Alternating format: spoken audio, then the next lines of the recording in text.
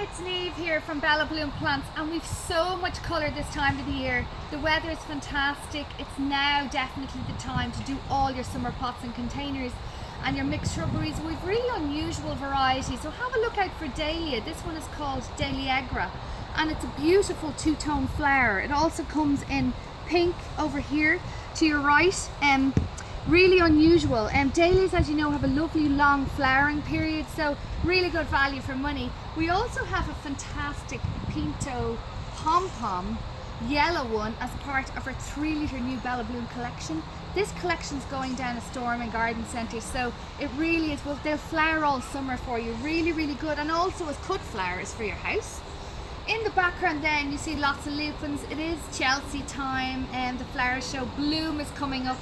We've lovely contrasting colours, we've lovely delphiniums also. So we have those wow plants for the back of a border, and we also have low growing plants like eucharis, which are really good pot fillers for the front of your shrubberies.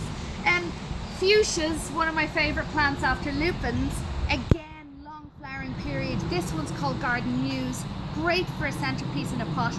So this weekend, head down to your local garden centre, buy Irish grown, Board Beer quality approved plants today. Thanks.